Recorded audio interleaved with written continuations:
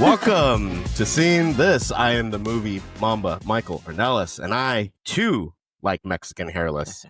Joining me on the podcast is the feisty Pisces, Erica McMullen. I miss Humboldt. And on the call is the Gerber baby-faced assassin, Adrian Cedeno. You know, there's nothing wrong with a good mutt.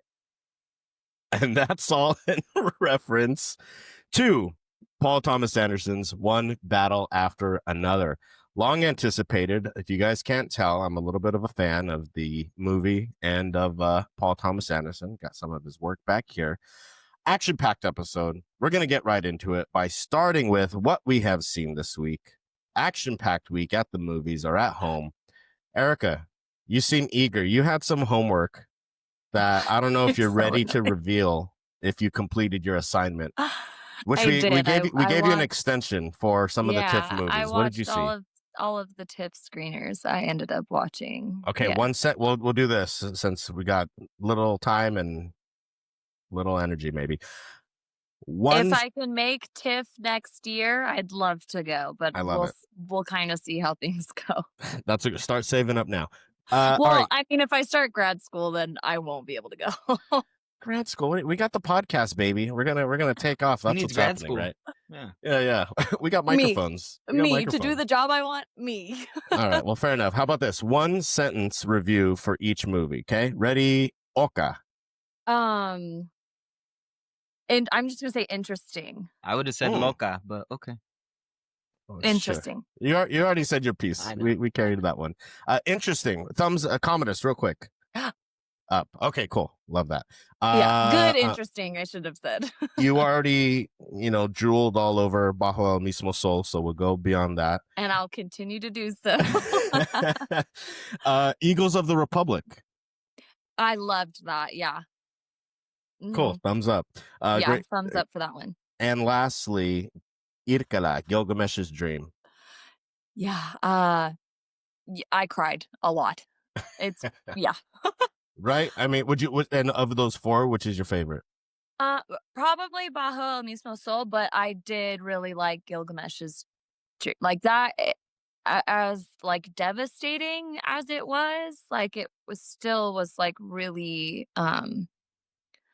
really important to watch. I think. Absolutely. Yeah. Well, thank you for completing your assignment. We'll give you a passing grade. Well, take it easy. It was late. I know. But what else we've been watching this week? Adrian, maybe you could kick us off. What have you watched this week? Ooh, I watched two movies. One of one or 1 over 1. I don't know. It looks like a fraction. 1/1.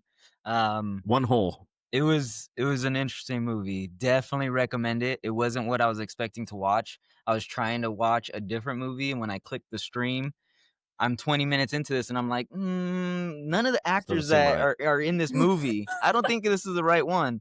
But it was so interesting that, like, my wife and I were like, we got to sit and watch this. But she was visibly triggered the entire time and uncomfortable. It's that kind of a movie. Definitely triggered for, like, I guess maturing women, young women going through like depression and stuff like that. Definitely triggers a lot in that movie. But it was really good. Okay. Judd Nelson is in it. Oh, okay. Wow. Really good movie. All right. Check that out. And then Red Sonja. I wasn't ever a fan, like it's before my time. But I had known about Red Sonja being like a comic book character, like He-Man, stuff. It was an interesting take on it, but it's a forgettable movie, Okay, not what you'd recommend one of one or 1 over 1. Yeah, for sure. Over that one. Yeah. Okay, yeah. Sounds interesting. I'll add it to my watch list. It sounds it's a banger. You heavy. Need to watch Sounds it. heavy. It's absolutely heavy and intense. Okay, but I Erica, think it's up your alley for sure. Okay, I'll check it out. Erica, what else did you watch outside of your homework? So in addition to One Battle After Another today, I came home, took a break, and then went back to the movie theaters with my mom. Yeah, with my mom. Hey, $5 Sundays, man. Go to your local theaters. For sure.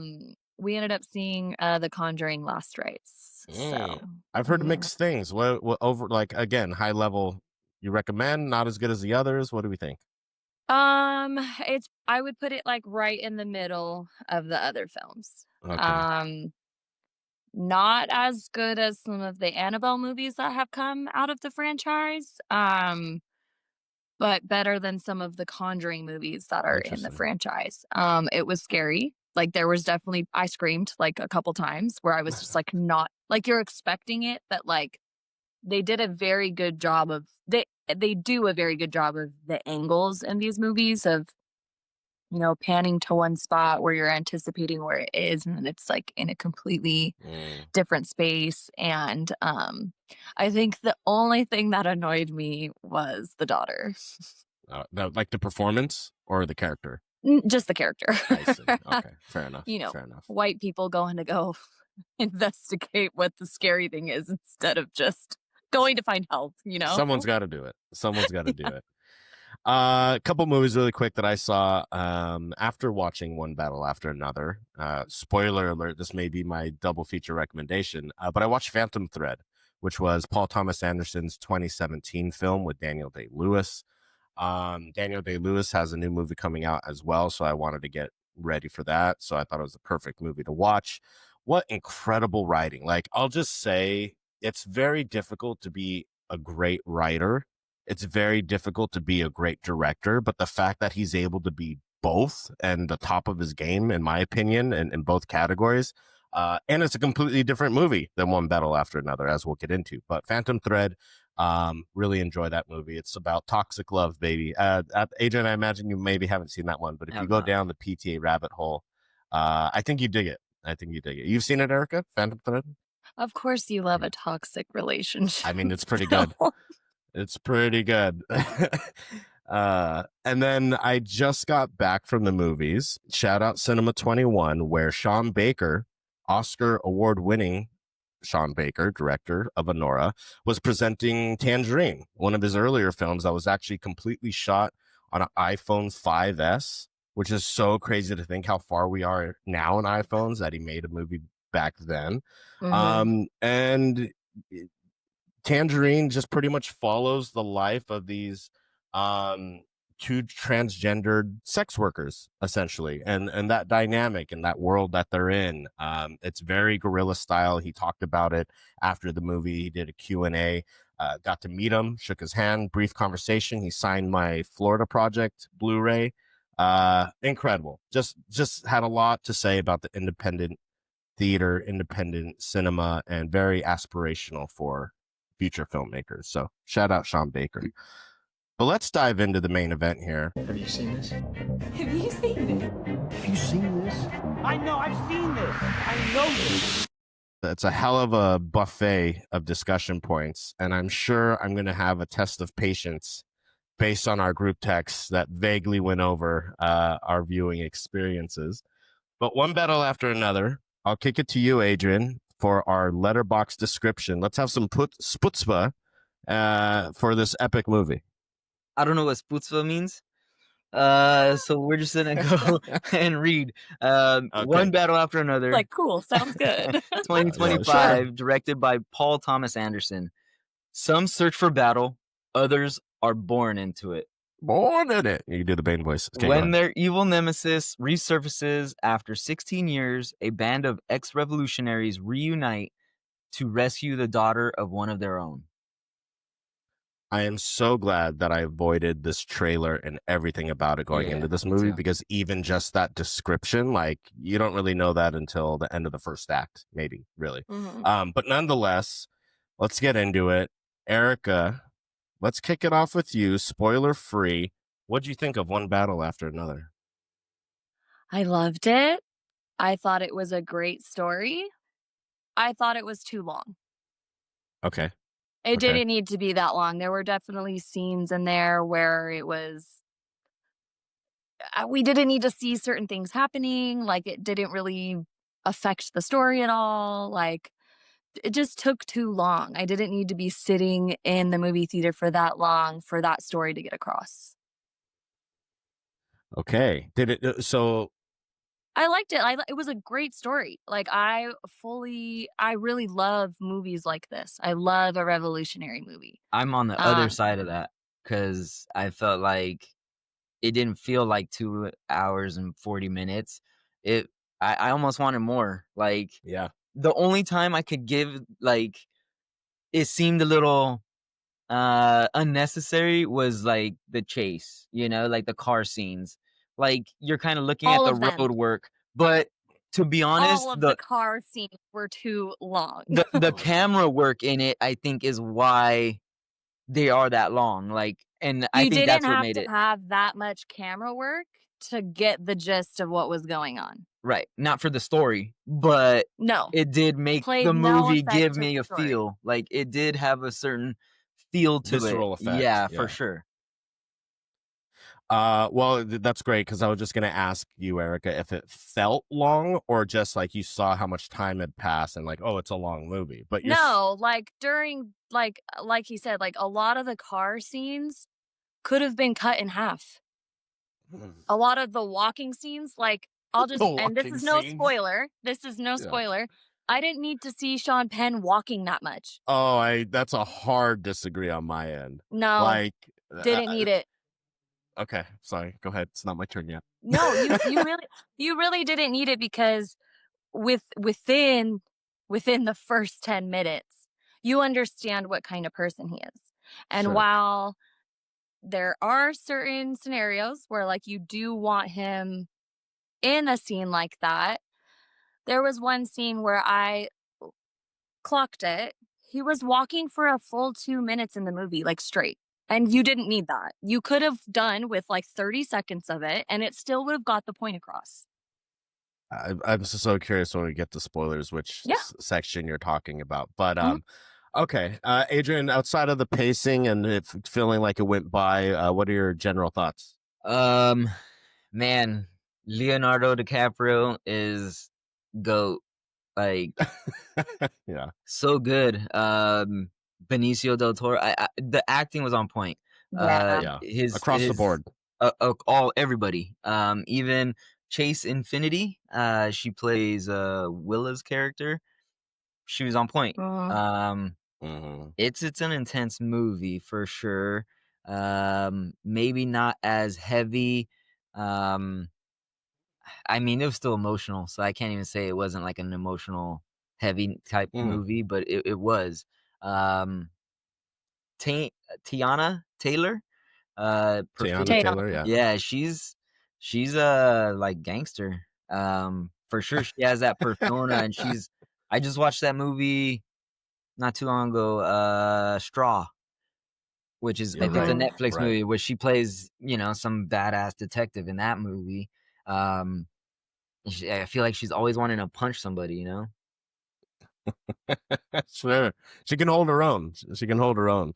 I mean, not just hold her own like as a character, but the fact that she's acting and going toe to toe with a Leo, with the Sean Penn, and same with Chase Infinity. This is I think her first or second major role, and the fact that she's in these scenes with these veterans of the craft and hold her own. She does incredible. Yeah, the performances were great. I want to bring my guest in. We haven't had a guest in a while. We haven't done an episode like this in a while, actually, over the new season. So I want to bring in my guest. I think I've actually brought him in before. I couldn't tell you what it was for. It was from a different film, though, than what you have him in. You didn't use him from where you're using him now. Okay, fair enough. Fair enough. But who I'm bringing in is Frank from Always Sunny. Maybe I thought it was from Always Sunny, but we'll check the tapes. But I think Frank, in a specific episode of It's Always Sunny in Philadelphia, perfectly summarizes how I felt after watching one battle after another. I'm dead. Oh my God. I get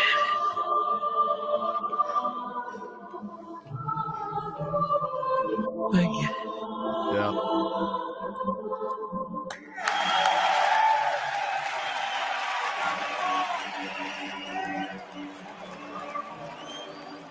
That was me. That was me. I see the resemblance. Just. I see the resemblance. I mean, listen. You can't see, but I got Danny. Actually, maybe I could show you guys real quick. Hella funny. I got Danny here, Danny there, and there he is, my boy. Anyways, yeah, I absolutely loved this movie. I think being a Paul Thomas Anderson fan, obviously, anticipation a is little high. biased. Well, here's the biased. thing. Here's the thing. Yeah. Here's the thing. Here's the thing. I can understand that. Now, if I had the same reaction for when like Licorice Pizza came out, yes, bias, because Licorice Pizza is a good movie. It's enjoyable, but it's not what this is. This is an accomplishment in all the years of Paul's writing and directorial work coming to a head, and everything he's learned over the years, everything he's applied, everything he's pulled from is delivered in a masterful way. Like you're talking about the cinematography, not just, again, it's not a spoiler yet, but the last car chase isn't the only car chase. Every car chase that's in this movie is, I'd argue, a top car chase in cinema history, to be quite honest. That's fine. You can enjoy your Homeward Bound, or I don't know what you're gonna say. It's not a car chase, so I don't know. But the acting, to your point, also, everyone across the board Did is you say great. Homeward Bound? He did say Homeward Bound.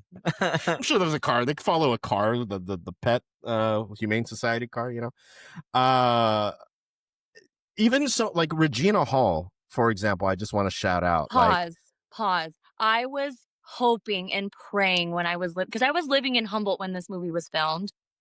So they were filming. Hence your opening line that it was filmed in Humboldt. Gotcha. It was filmed in Humboldt. Yeah. So the high school that they shot at, my kids and I used to drive by just trying to see if we could see anybody. I was desperately hoping to run into Regina Hall while I was up there.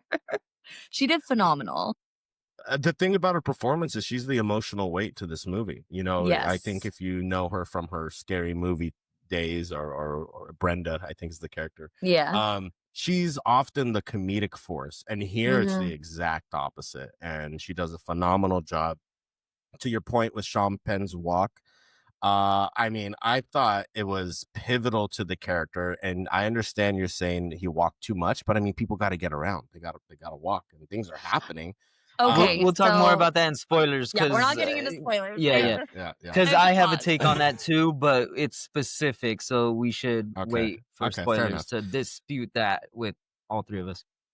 Fair enough. I know this might sound, I mean, a lot of what I'm going to say today is probably going to sound like hyperbole, but I think this is Leo's best performance ever. I think and that says, again, like Paul, everything has come to this moment. Same for Leo.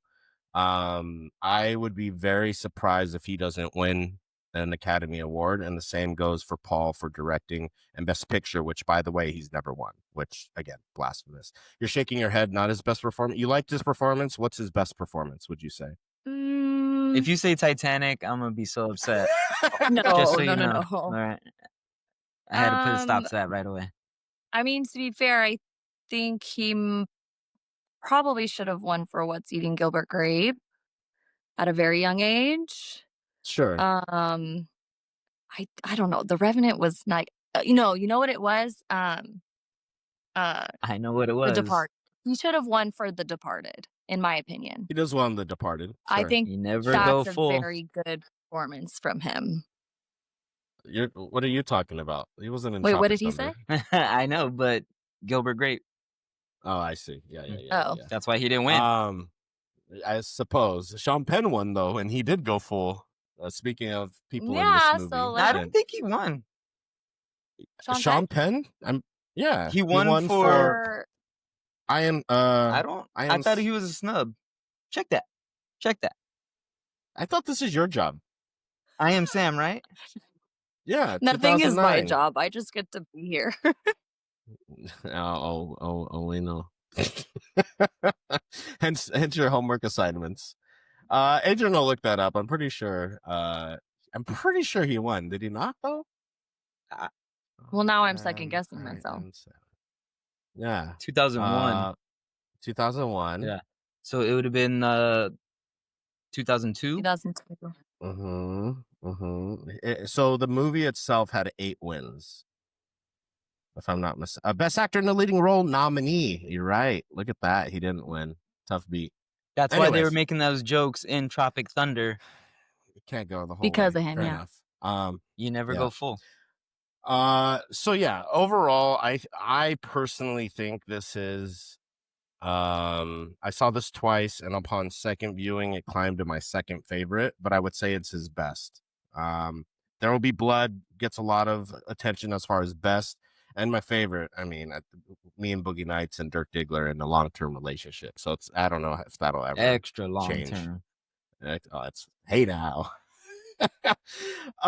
So with that, let's get into spoilers so we can talk a little bit freely. But before we do that, we'll do the Commodus Scale.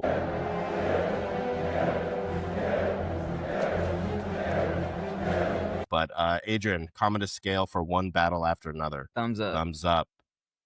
Thumbs up. Erica? For our people that are just listening, that's a thumbs up. Yes. Oh, sorry. I forget I have to say thumbs up. I don't have enough thumbs. To go all the way up. But yeah, you do. I could take some more thumbs. Let's dive into spoilers. Spoiler alert. So ultimately, this is a story about revolutionaries during a time where immigration crackdown is happening. Sound familiar? And we come across Leo and Tayana, who play Bob and Perfidia Beverly Hills. What a name. And ultimately they're claiming war, like enough of this oppression, enough liberation, freedom, fuck the police, all of it, right? I'm really curious though, because I think Sean Penn, when we see him from the beginning and Perfidia's like, get it up, and he's he's got to get hard on camera for her. From that moment on to what he decides to do as an actor, I think is some of, if not his best work. What scene are you talking about that had too much walking? So after his car crash, you really only need At to the see end, that. you're talking about the Oh, very with Well, end. at the end, yeah. Hold on. That Yeah, whole Terminator at the scene? very end. Hold on. Okay, let me finish. You could have just gotten like a glimpse of him walking a couple steps. You didn't need him walking that much. You could have had 5 seconds of that and understood, oh fuck, right? And then the one where are they walking through? Well, while you think about it, I'll just comment on that and say that's a pretty nitty nitpick to say. Well, it went so that one it went is 10 specific. seconds Here's instead of 5. What because I think he did that on purpose. Like, I think all the walking, similar to like what we talked about off camera, Erica, like it's for a purpose, and that purpose, I think, is that whole hail Christmas or Saint Nick or whatever. The Christmas adventurers. Right. So Yeah. it gave Erica the feeling of what would you say? Like they were hailing who? Oh, like if it were to be like a play on Hail Satan. Hail Because like Satan. as Okay. you hear them say, yeah. I thought Saint Nick. It's very right. I thought it was more of a play like Hail Hitler, and so I thought the walking was very intentional to show like how he was walking could be similar to a Hitler, you know, like extremely racial, purification type mentality, you know what I mean? Like he's better than everybody. So I think the back-to-back walking episodes now. was for sure on point. Back-to-back episodes where you're referencing Hitler, Agent. You take it easy, all right? Take it easy. You guys need to pick better movies, man. We literally had an episode about an anti-Nazi film. Come on now. Yeah, fair enough. No, that so did you think? I don't know. I for me, like, it didn't. We didn't need the walking so much. The car chases, while I understand they needed to happen, like I said, it just felt like it was so long. Did we really have to watch her go over 7 different hills? No, you Yeah. you didn't. You could Yeah. have gotten her over maybe like Yeah. 2 or Because 3 and gotten the gist of no. what she was gonna do. So I would say I'll put it this way. I would probably lean more on your side upon my first watch after I watched it the first time, because you do feel it because it's so repetitive as far as No, and the I hills, get right? and I I get that. get that you're meant to like it's meant to build tension, but at that point in the Mhm. film, right? We've already had like a lot going on, so it's like okay, like someone's gonna catch up to someone, like something's gonna happen eventually. So like, can we just get there? You know, it didn't need to be that long. It really didn't. I It was think too it tense for you, does. is what it No, sounds it's like. not even that Because it was like it's that not for my even wife. that it was too tense. It's not even that it was too tense. It was more of just like, okay, like when's it gonna fucking happen? Because we already know what's gonna fucking happen. Like they're gonna catch up to each other and somebody's gonna kill somebody. So like, I why do we think have to watch the same thing over and over again? because that's what Over and over again. it's cinema. Over and over again. I mean, It was at we're least like seeing him 10 get times. we're seeing the dynamic of how far she is and who's behind her. He's And in a then it Mustang cuts to and she's in a he's getting Charger. The close. cars need to be going faster. Both I'm very sorry. fast cars, yes. Well, So- you're also going up and down these hills. You're gonna fucking bottom out. So if you go too why did fast. we need to see so many hills? Why do If we I need could so finish many my songs? goddamn point, Why do we need so many I can songs finish- and Sound of Music? that's yeah, because it's exactly. a Thank you. musical. Duh. Okay, well, this is a PTA action movie with car chases. Thank you, thank you. That are Adrian. too long. You're gonna get the camera work. The whole point I'm of just all saying- those hills is to get the different camera angles, the different like looking out the mirror. You can get but it those does camera build a angles certain with tension. with 3 hills, 3 to 4 hills, you would have had the same tension. No pun intended. I didn't think this is the hill you would die on with this movie. Well, because my but biggest I think- complaint about the movie, regardless of loving it, is that it's too long. Got it. So I I'm would just telling say- you why it was I- too long. I would just say that it has a purpose and that it's showing the incremental speed of the 3 cars eventually catching up, and that she has the idea of her then going behind the hill, stopping, getting out. So then this fool crashes into it. It builds up to, hey, listen, it's not every moment isn't going to work for everyone. That's fine. I'm just trying to give the logical reasoning. as to Yeah, why I it did understand that, but you keep telling me that no, you're wrong. It's for a purpose when this is my opinion. It was too long. It didn't really literally serve a just purpose. said, and then I literally said it'll work for some people and it won't work for others, just like all aspects of movies. That's fine. Let's get beyond just the end. As we mentioned on the performances, Tiana Taylor is in this movie really just for the first act. And then she runs away to Mexico, right? She gets caught by Sean Penn, pretty much has sex with him, and then gets impregnated, has the baby, has that postpartum depression, anxiety, everything about how she feels as a woman. I think she and knew. then gets caught. Yeah, I think she Sure. knew Well, that it wasn't like that it was his. that it was that was, his. Yeah, Lockjaw, Stephen Lockjaw. Lockjaws. Yeah. I mean, you see her contemplating when she, like, right after they have sex, like we see her walking and she's kind of reflecting. But she doesn't think long term. You know what I mean? It's like, survival. she's Yeah, just thinking Mhm. it's survival.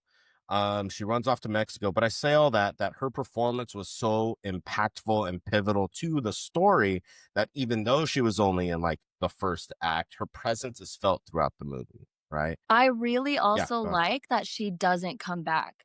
I kind of loved Yeah. that about him kind of doing it like that, because that's exactly what I would expect in a scenario like that. Like I didn't want her to come back. You're and be okay with the like, letter? I'm here, baby. Like you did it. Like I'm so glad that it was just a letter to like, when you're ready to find me, I'll know you'll find me kind of thing. Yeah. I really liked Yeah. that. As mentioned during The Sound of Music, there's nuns in this movie too. Adrian, these nuns are better? Oh yeah, I relate with these nuns. Yeah. They're just hanging out, smoking, She's like, your shooting shit's over machine there. guns. Yeah. And just a shout out to the head nun that is in this movie, the one that's kind of like, oh, your mother was a rat, you're pretty much a liability being here. Is that Did you guys happen to April Grace? Attaboy. April Grace, who is the journalist in Magnolia PTA movie who's interviewing Tom Cruise.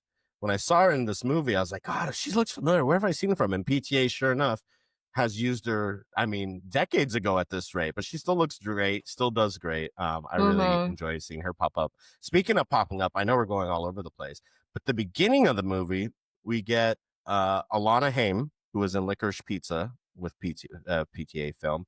And wow, was I blindsided when she got took out the way she did. She's got her little doo-wop Bart Simpson black wig and like walks out the back door and just everybody in the theater was like, oh shit, yeah, right. Yeah. For sure. And then not even that, we had my boy Wood Harris, who you've seen everywhere. He was in Remember the Titans, he was in The Wire. It was great to see him pop up. And when I saw him come in early in the movie, I was like, oh fuck yeah, he gets to work with Paul. And then didn't survive. We also haven't even mentioned Sensei Sergio St. Carlos, played by Benicio del Toro. Loved him. I loved him. He was great. Okay, so question. We're in spoilers. You've seen it twice. Yeah. Was he a part of the resistance? So in so many ways, I think go ahead, Erica. I think he's a part of a different resistance, but they're doing the same thing, right? It's the same cause so he's essentially housing immigrants, illegal immigrants, right? So he knows all this is going down because when he's in his dojo or whatever, he's getting the call. He's getting the call like, hey, shit's going down, because Lockjaw needs a reason to come in and use this militarized police force. Sound familiar? Fucking Portland, Oregon taking place right now? Fucking wild. Anyways, God. Anyways, so like he's already got the call like, hey, we got to start moving. And that's why when Bob shows up, he's like, oh, all you got is fucking nunchucks? It's like, come on, Bob, we got to go. And he's already getting ready because he's got to start mobilizing all the people that he's housing. Yeah. And he helps Bob because he knows of the French 75, right? Like this is a resistance that declared war on the establishment. So I think he's familiar with it and he's doing his own. Everyone has their battle, if you will. So he was willing to help with a couple modelos. You know what I mean? I love how cool, calm, and collected he is. Like he's like, it's no sweat. I got my people out when they needed to. I got Bob where he needed to be. Like, let me do a little dance for you. Like, ain't nothing wrong. Yeah, I've had a couple beers. Like, that was like the perfect little like comedic relief like in that film. But no, I think he did an absolute phenomenal job of just keeping his cool, figuring it out. And then when Leo falls off the fucking side of the building. Oh, when they're climbing the building. The skaters are all like, hey, your boy fell and got himself arrested. He fell 40 feet off of a tree. And then like immediately gets tased. I was curious how they filmed that, right? Because like that's all one shot. When he falls, you see him on the tree, boom, boom, boom, falls, gets up and runs to the camera. So we see it is Leo. I thought maybe it was like a stunt double that maybe was on a wire and then it cuts and then we see Leo, but it's Leo the whole time. So I'm fascinated to learn how they actually filmed that scene. I'm not, God, Paul would never. Never say never, buddy. Oh, he knows better. I thought Benicio del Toro was incredible, and he was the perfect juxtaposition to Bob.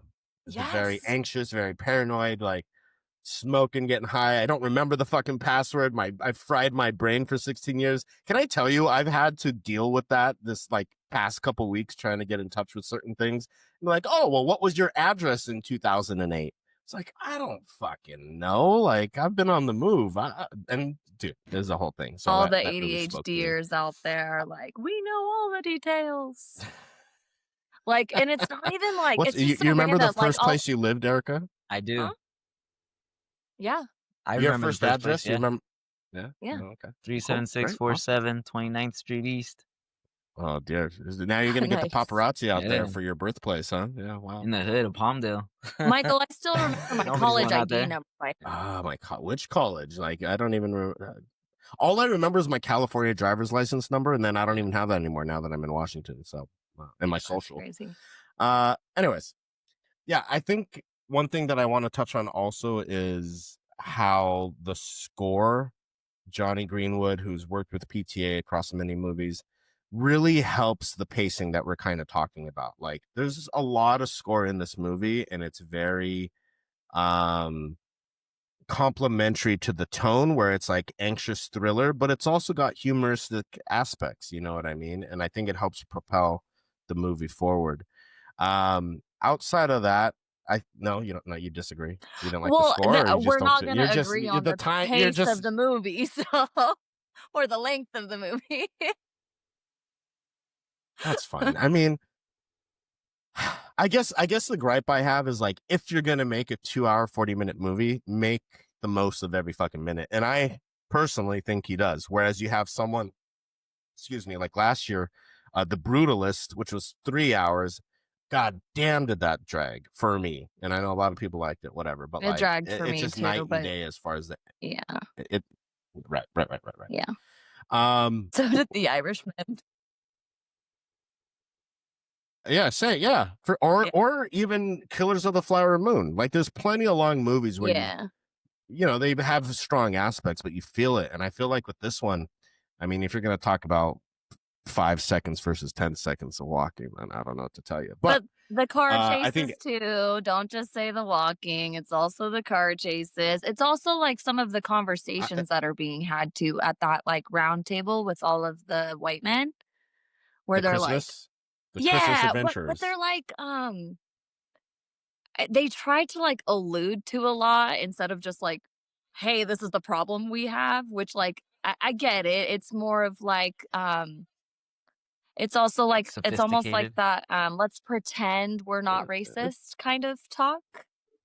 Well, kind of, like, except like you said, that they mentioned the mutt and racial but it's like yeah, for sure. Yeah, but it's also like almost them like convincing themselves that it's not a bad thing to be thinking like that. And like some of the conversations, I was like, okay, let's pick it up a little bit. We already know that like this is what you're going after, kind of. I think that was the thing, is I just wanted it to be a little bit more quicker. If it was maybe like 20 minutes shorter and it cut out some of the stuff, I think it would have been perfect. But I mean, I think I hear you. I think like Adrian said, I wanted to spend more time with these people. I think like Sensei, what happens after he gets arrested? Why not? They're so fun.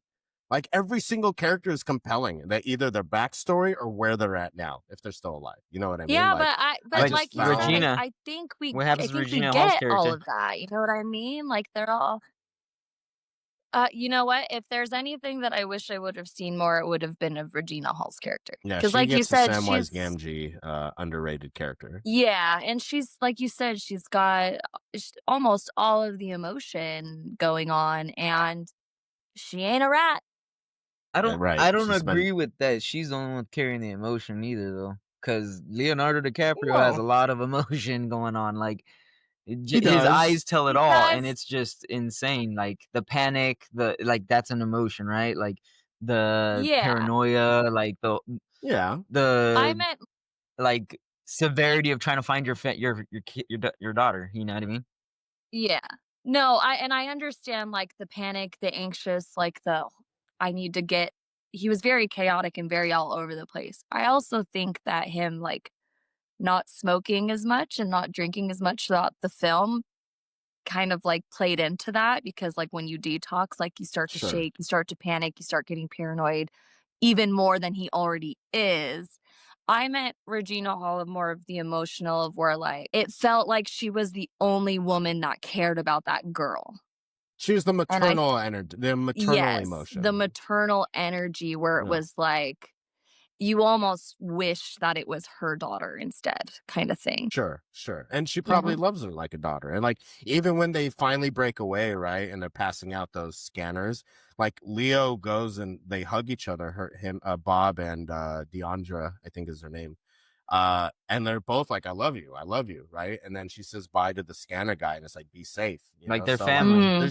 like, they're definitely Yeah. family in that regard, and I love the way Paul write, and I think, this is probably the most autobiographical film for Paul Thomas Anderson because his wife is Maya Rudolph. He has mixed race children. And I think, the way he even writes like Leo's dialogue with a different generation of like, so what do I call them? They, Yeah. them, like, I just want to be polite, and the whole like rundown and search he does of a Bluto, like, hey homie, you good? Like, just fucking great. Just great fucking writing. I did appreciate that scene. Yeah. Like some I mean, fool taking my daughter out, like, come here, homie. yeah. Like, let's see what's up. You good? You cool? Hey, what It about was you over so there? funny. You cool? It was so funny because I think a lot of people were really, really, really hoping that Lockjaw did die in the car crash. But for me, it was like chef's kiss for him to be like killed by the people that, The he way was he was, trying. by his Yeah, own, the way by he was. who he wanted to join. Yeah. In And that you see corner that office. coming a mile away. When Yeah. he's having that meeting, it's like, oh, this is like fucking Yeah. Joe Pesci and Goodfellas. Like, this Yeah. isn't gonna I end well even for said Sorry, it like Jimmy. my wife was like, "Why? Who's gonna gas them? Who's gonna gas them?" And I'm like, "He's in an empty room. Like they're not gonna push him out or anything. They're just gonna turn Well, on the I thought maybe they were gonna take him to the room and then maybe like shoot him, because Jim Downey, shout out the actor Jim Downey, who's also used to write on SNL, and he's also do you recognize him, Adrian? Mm-mm. In the Sandler movie? He's the quiz game show they do for Billy Madison. Oh, Where you want my wife's host. a whore. Yeah. My wife the whore. Anyways, when he goes and he's like, oh, I forgot my keys. I thought he like legit forgot his gun or something. He's like, oh fuck, I gotta go. But like, yeah, they just ended up gassing him.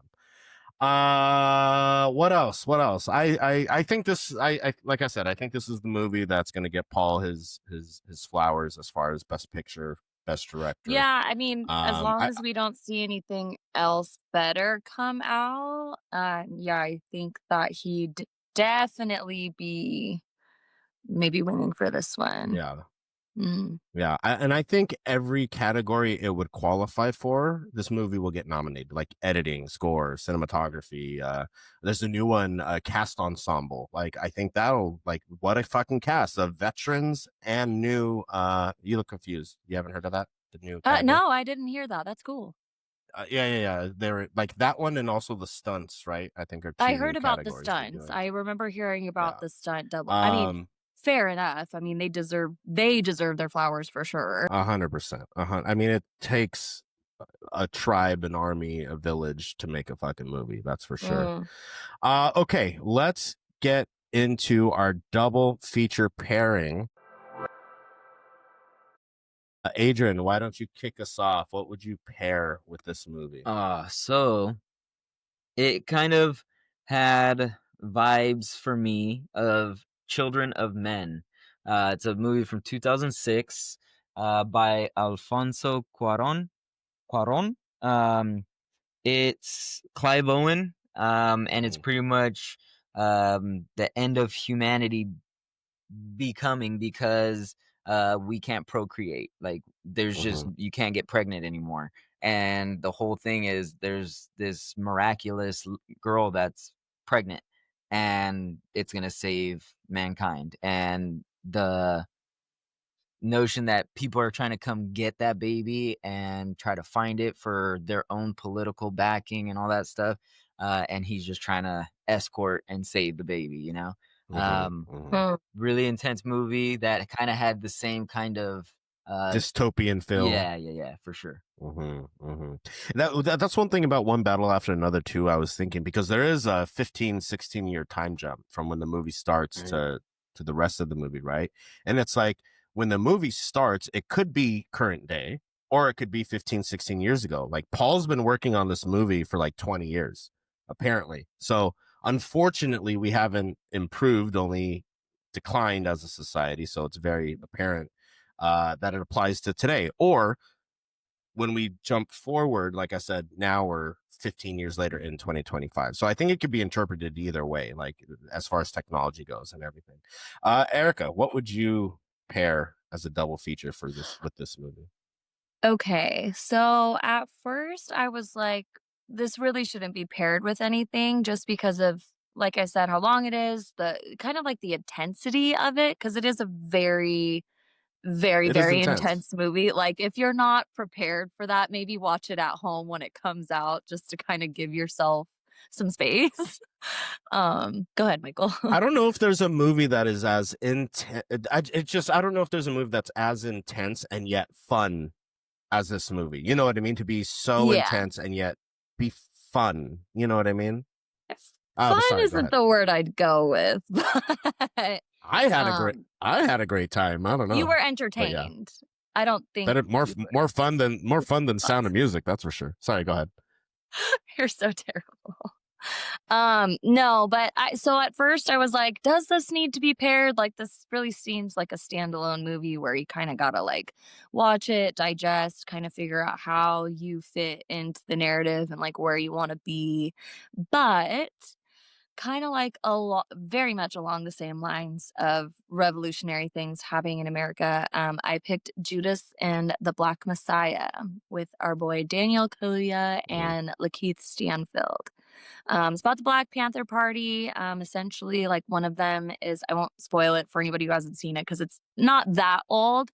Traitor. But what? Yeah, one of I mean, it's real the life. It's Judas, real life. yeah. Fred Hampton. one The story of of Fred Hampton. the people becomes an FBI informant and essentially helps them to dismantle the Black Panther Party during the time where it was rampant, and all this kind of stuff. So I think it very much would be right next to this movie as far as like revolutionary in America. For sure. Well, at any opportunity I have, I'm going to recommend watching another Paul Thomas Anderson movie. I initially had Boogie Nights on the sheet, and one of you jabronis put Predictable. But I mean, if you want to see where, like, his first, I see who the culprit was. If you want to see like where he's, yeah, well, Adrian could be because he knew it was predictable. Too. Yeah, well, I knew it was, but to see, that was his second film, so you can watch Hard 8 if you want to watch his first movie, but Boogie Nights is the movie that will always live with me forever, so I'm always going to recommend that. But because I did watch Phantom Thread after One Battle After Another, it's just such a contrast of what the energy of the movie is, but it is still just as good of a artifact of filmmaking. The writing, like, again, I'm an emotional guy. I'm in touch with my emotional feelings. 10 minutes into the movie, I could feel myself wanting to cry because of like the beautiful writing and what he's doing with the camera and the way he's telling the story. It's just like so fantastic. And by the end of the movie, it was just glorious. It was glorious. Adrian, you and Rosalind got to watch Phantom Thread. I want to know what you guys think about that one, because it's about relationships and it's about two people that find each other with all their toxic traits, and they just fit like a fucking puzzle. You know what I mean? Mm-hmm. So check out Phantom Thread. I think he means like me and my wife are exact opposites, but for some reason it works great. Well, Phantom Thread on paper is like a movie, a period piece about a dressmaker. Like, I could give a shit about that, but Paul has such an incredible ability to tell a story in a very engaging, exciting, suspenseful, funny way. All of his movies are funny, are parodies, like kind of how you're saying, like when Sean Penn Lockjaw comes back to life, like a lot of people wanted him dead, but this is it's a parody. That's his Terminator scene, like though it is talking about real issues and real things, the Christmas Adventurers Club, Hail Saint Nick, like you just got just listening to Christmas music in the background. The hall music is Christmas music. It's too fucking good. But anyways, we'll move on to maybe the most important drafting. Do you think that was session hold on a second. Hold on. One question. Oh, not yet. Let's go. I can talk all night, baby. Let's go. I know you can, but do you think it was a parody, or do you think it was like something for them to be like, oh, this name is so ridiculous that no one would ever think that we're trying to cleanse America? Do you know what I mean? Like the name is so ridiculous because it is that happening. no one would it's ever clearly suspect. happening, though, right? What do you mean? So as far as cleansing America, that's currently happening right now. There's No. just had So fucking what I'm more saying is like National the Guard sent to name, Portland. the name of the Christmas adventurers. Like, do you think that they are naming themselves that specifically because they don't want anybody to have any kind of idea of what they're up to, of like how deeply entrenched they think kind of are? Yeah, You know what I mean? Because like, who would more expect of Paul... the Chris? Sorry, I don't mean to interrupt you, but I think I'm delayed. I really am like delayed the whole time. We know after about half an hour the delay just gets better and better. No, I think that it's not necessarily a parody. I think it's more of like no one would ever suspect that those people, which is essentially like the goal is to like not, I mean, right now we're kind of seeing it like right in our face. Like it's just very blatant versus like you don't really, they're all behind the scenes, you know what I mean? So no one would ever suspect the Christmas adventurers to be into ethnic cleansing, if that makes sense. But I don't think the Christmas adventurers are like advertised. Like only a very exclusive group of people, A, know about it, and B, if it was just like a front to not seem as threatening, if it was a front for them to not be as threatening, they wouldn't be saying Hail Saint Nick. Like I think it's Paul putting the absurdity of these kinds of people that think that there should be ethnic cleansing in their place of how absurd they are as a people. And it's like a comment on that I could see that, but I Christmas. think like you're like if you say like hold on, I think I meant more of like if anybody were to like have mentioned it like by accident, because like there is a group or whatever, if they like anybody ever said like Christmas adventures, like no one would ever suspect that like that was their end goal. You know what I mean? I appreciate that angle. I just don't think, I think he went extra layers as far as like making that's your fun of these people to make it like a parody, right? Like, and that's why I said I appreciate yours. Thank you. Let's appreciate each other's opinion. But I know Paul's opinion, so I'm right. No, you don't. No, but it's like it's like when people say like, oh, nobody says Merry Christmas anymore. It's Happy Holidays. There's a war on Christmas. Like it's a comment on that of how absurd people are to take things to like an extreme. You know what I mean? Mm-hmm. Yeah. But let's get to this drafting stock here. I love it, Erica. It makes it more fun when you're delayed and we're trying to get to the bottom of something. I try to like put my hand up to like tell you guys, hey,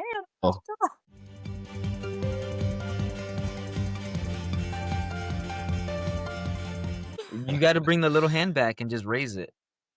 Yeah, your little hands have been MIA. We got to bring it back. Okay, so if I'm not mistaken, everyone on the cast and crew is available. We haven't drafted anyone. We have our new pictures here. Erica's new hair, Adrian's new teeth, and me in my new Halloween costume. I didn't even smile to show my teeth either. Tough beat.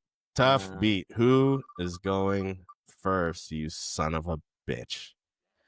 Erica is drafting first. Drafting second. Whew. It is me. All right.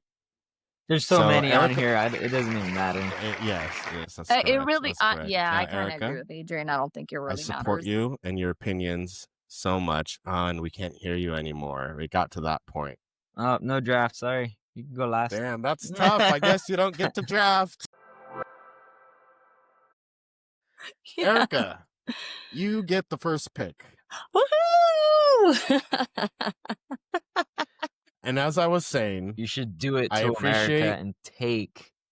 Shut up, Adrian. I appreciate you as a host, as a friend.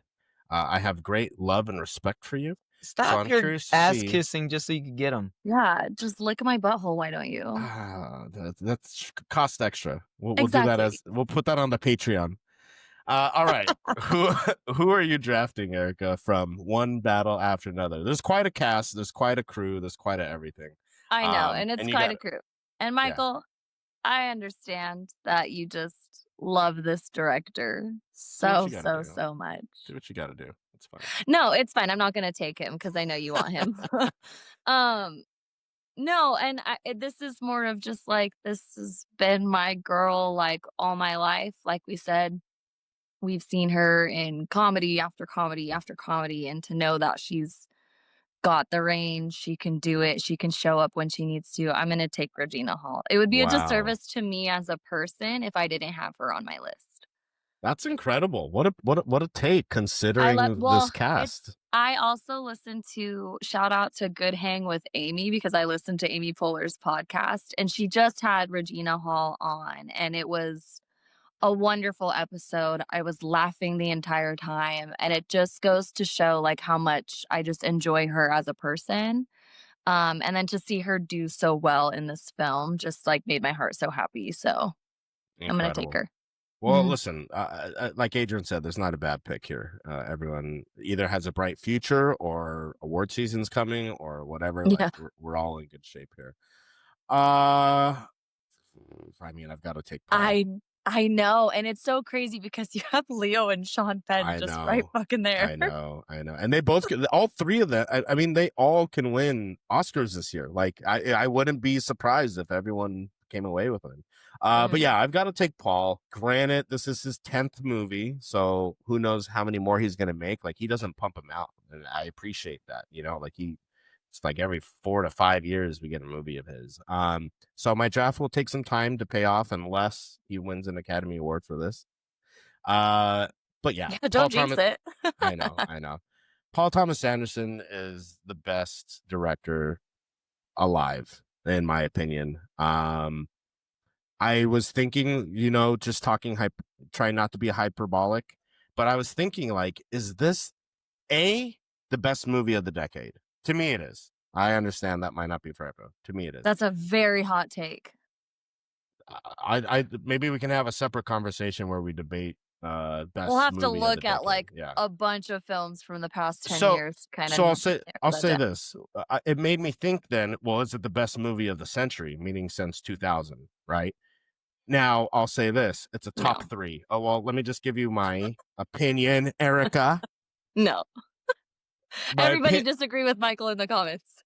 From the 2000, the start of the new century, I have Eternal Sunshine of the Spotless Mind. From the 2010s, I have Parasite. And then the 2020s, I have One Battle After Another. So it's in the top 3 of the century for me. I feel like there are a lot of movies in those. Yeah, there's a lot of movies there. There are. I looked at my letterbox and my ratings and what was out and what. We could maybe we'll have a bonus episode and we'll do a top movie of the century draft. How about that? Maybe that'll be in our future sometime. To be honest, you haven't won or even come close in any of our polls the last 5 times. So how fucking dare you? Ocean waves. I'm taking Paul Thomas Anderson. Bro, we had a 3-way fucking tie our last draft. Okay, get the fuck out of here. Sir, that was rigged. By who? By Adrian. Whoa! That was a different one. No, yeah, right. No, the one where we tied, all 3 of us. There was some last minute votes in there. There were some last minute, but about Adrian. They came in late.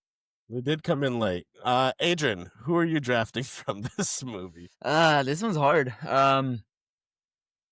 Because I obviously want Leonardo DiCaprio. I would take Sean Penn, but he's elderly, and I know he's elderly. Okay, so I'll explain. I feel you. He smokes a lot of cigarettes. As many movies as his body is old. Yes. Yeah. So to me, it has to be between Leonardo DiCaprio and Benicio del Toro. I feel like you said. Like you said, PTA doesn't really crank out movies. Neither does Leo. He does a lot of movies, but I don't feel like he's doing 2-3 movies a year. Like he I once think he was. might be getting like a second wave this year, or like this year into the next year of like we're I gonna get a feel little bit more. I feel like Adrian, I love Benicio del you. Toro Adrian, has like 4 in a row. Adrian, I love you, but he's in a lot of shit. Like actor Coming here, up? right here. No. Just like okay, so he was just in this No, movie, no. obviously. Hold on. Like now, this year, right? We're talking about this Mhm. year. Yeah, That's Adrian. Yeah. Yeah, So Leonardo just this DiCaprio, right? year. yeah. DiCaprio's going to be coming out in a movie with Martin Scorsese that I think they're about to start filming here soon. So it's not out yet. I understand, but he's saying he makes movies like 5 years at a time, and I'm saying he was in Killers of the Flower Moon in 2023, Don't Look Up in 2021, Once Upon a Time in Hollywood in 2019, and then Lil Dicky Earth, which was a music video that doesn't count. His biggest gap that I'm looking at right now was The Revenant to Once Upon a Time in Hollywood, and that was 4 years. Otherwise, it's every 2 years. But that's fine. That's great. Great. Yeah. Yeah, but Take that's him. what I was saying. Is Okay, I think can we're you gonna look get up Benicio more del Toro foreign for me? movies like coming forward. That's What what I said. what is Benicio del Toro's like? I mean, he was Is just he in a doing Wes like? Anderson movie. I feel like Benicio del Toro's like filming 2 movies at the same time, and then like all of a sudden one releases, and then 2 months later the next one releases. He is working more. 2025 this. He also had the Phoenician Scheme that came out earlier this year. He was in a movie called Reptile 2023. He was in The French Dispatch in 2021. No Sun Move in 2021. Dora and the Lost City of Gold 2019. like that one. Sicario Yeah. Day of the Soledad 2018. Avengers Infinity War 2018. Star Wars Episode 8 2017. Like this he's working, dude. He's still fucking working. Yeah, you know what? He made a lot of money off of being the collector in the Avengers because he's in quite a few films and even like Avengers, Star post Wars, scenes Wes and stuff. Anderson, Yeah, Sicario. I'm Like, not yeah, up to he's date on any of the Star Wars stuff, which is like annoying, but it is what it is. the movies, you mean? Or just anything, right? Yeah, movies. I'm just not caught up on a bunch of shit. So I'm gonna take Watch Leonardo Andor. DiCaprio just because There it is. he was like goated. And I feel like I will have more opportunities to draft Benicio del Toro than I'll give him this. Leonardo. He knows what the weed haze is. That's for sure. It's so funny. He talks about in his interviews, like he doesn't smoke. Like he doesn't like, and people are like, well, how do you do it? And he's like, it's acting. Just so Yeah. like it's easy. It's acting, Yeah. but Well, I mean, like you does- can watch plenty of people on a daily basis in Humboldt and be like, that's what I have to act like. Sure. He found one of your old students and just studied. Wouldn't Checks surprise out. me. Checks out. One battle after another. I'm gonna see this hopefully again before it leaves theater. It's like I've already said, it's one of my favorites. We can continue the debate where it stands as far as the course of history. Anything else you guys want to say about it? Anything we forgot? The acting was great. Cinematography, editing, it was all great in my opinion. Erica doesn't like the long road. Adrian, I liked it and all. his wife had a great time. Yep. Had a great time. Mhm. Did you log it yet? You put I it on your did. box? I did. I Okay, logged I'll it right have to check it before. out. I know you're not asking me. My ass never fucking I know does you, that. Erica. We already established you don't do your homework. It's fine. I know. It's fine. I'm sorry. Because I'm doing It's my okay. actual homework. Yeah. She's going on to bigger and better things than us. Thank you That's guys not for what I listening. said. Yeah, we heard you. Thank you guys for listening. Make sure to follow all our socials: Instagram, Blue Sky, Letterboxd, TikTok, Apple Podcasts, YouTube, and Spotify. there we go. Don't tell me you're delayed now. All that can be found at Seen This Pod. Go to our website, seenthispod.com. I've got some reviews there of movies we haven't covered. Also some interviews from TIFF. More interviews coming that I've gotten to do that will be released in the next couple of weeks. Anything you guys want to plug? Anything outside of the podcast? What's going on? You want to need support in any part of your lives? Adrian? Not yet. Stuff will be coming though, because we do want to shout out to sponsors and start getting some stuff going for the podcast and some of our, There now we that go. we're accredited, legit critics. And we got to make some moves. So gotta be make on the some moves lookout. here. We are going to be making some moves and doing some big things. Love it. But until that happens, stay safe. Ocean waves, baby. Ocean waves. Yeah.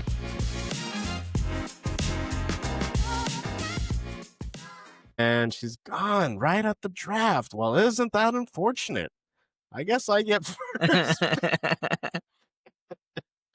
Oh, it's tough. I mean, I feel if we gotta wait for her now. Shit, Erica, god damn it. Anybody out there in the tech world know about internet connections and can troubleshoot this with Erica?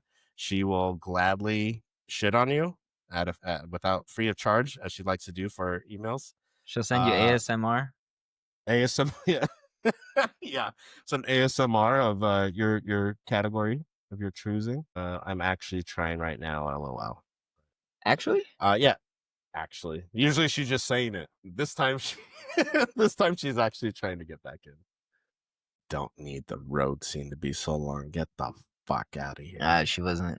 It definitely built tension, and it worked for me. It worked for Rosalind.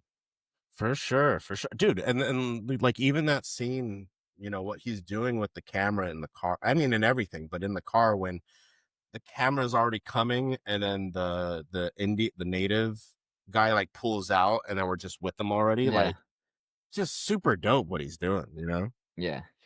But yeah, I appreciated it. bro. I appreciate that, Adrian.